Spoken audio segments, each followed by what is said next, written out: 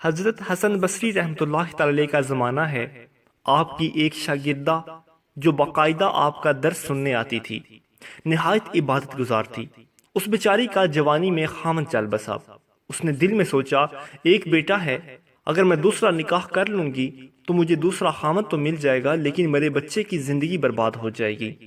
اب وہ بچہ جوان ہونے کے قریب ہے، یہی میرا سہارا صحیح۔ لہٰذا اس عظیم ماں نے یہی سوچ کر اپنے جذبات کی قربانی دے دی۔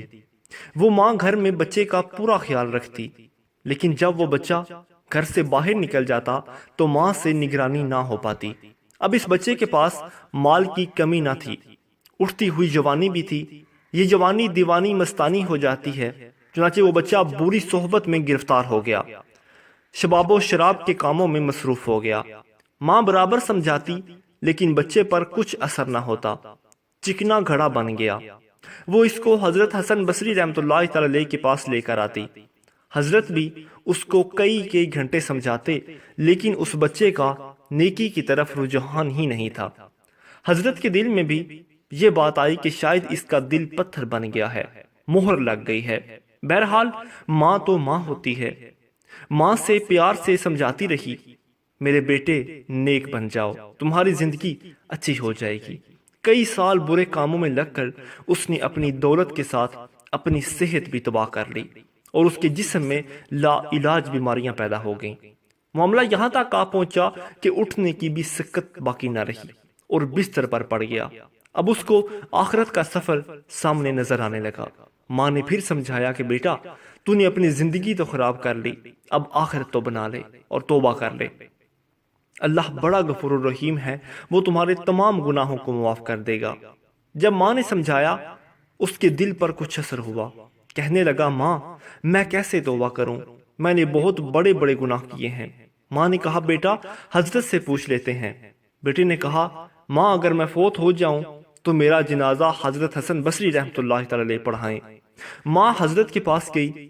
حضرت کھانے سے فارغ ہوئے تھے اور تھکے ہوئے تھے، اور درس بھی دینا تھا، اسی لیے قیلولہ کے لیے لیٹنا چاہتے تھے۔ ماں نے دروازہ کھٹکھٹایا، پوچھا کون؟ عرض کیا، حضرت میں آپ کی شاگرد ہوں، میرا بچہ اب آخری سفر میں ہے تو توبہ کرنا چاہتا ہے، لہٰذا آپ گھر تشریف لے چلیں۔ حضرت نے سوچا، یہ پھر دھوکہ دے رہا ہے اور میرا وقت بھی ضائع کرے گا اور اپنا بھی۔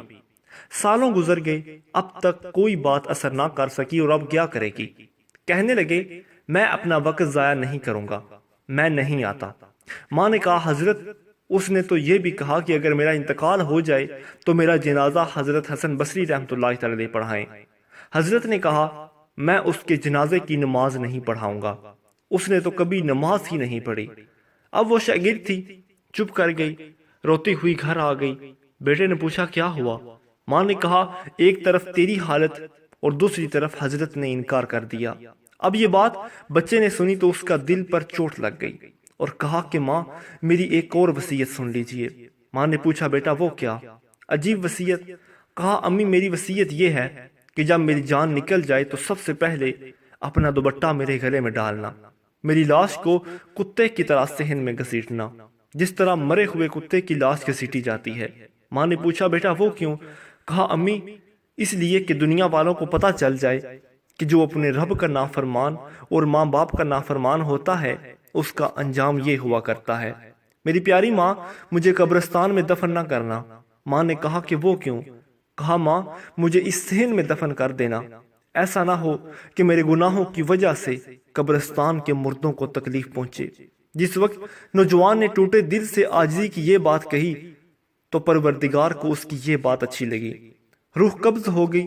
اب روح نکلی ہی تھی، ماں آنکھیں بند کر رہی تھی تو دروازے پر دستک ہوئی۔ پوچھا، کون؟ جواب آیا، حسن بصری ہوں۔ کہا، حضرت آپ کیسے؟ فرمایا، جب میں نے تمہیں جواب دے دیا اور سو گیا، خواہ میں اللہ رب العزت کا دیدار نصیب ہوا۔ پروردگار نے فرمایا، حسن بصری تو میرا کیسا ولی ہے، میرے ایک ولی کا جنازہ پڑھنے سے انکار کرتا ہے؟ میں سمجھ گیا کہ اللہ نے تیرے بیٹے کی توبہ قبول کر لی ہے، تیرے بچے کی نماز جنازہ پڑھنے کے لیے حسن بصری کھڑا ہے۔ اے اللہ تو کتنا کریم ہے کہ مرنے سے چند لمحے پہلے اگر کوئی بندہ شرمندہ ہوتا ہے تو اس کی زندگی کے گناہوں کو بھی تو معاف کر دیتا ہے۔ ساتھیو آج وقت ہے توبہ کر لیجئے، ایسا نہ ہو کہ موت ہمیں مہلت ہی نہ دے۔ مزید اچھی ویڈیوز کے لیے ہمارے چینل کو سبسکرائب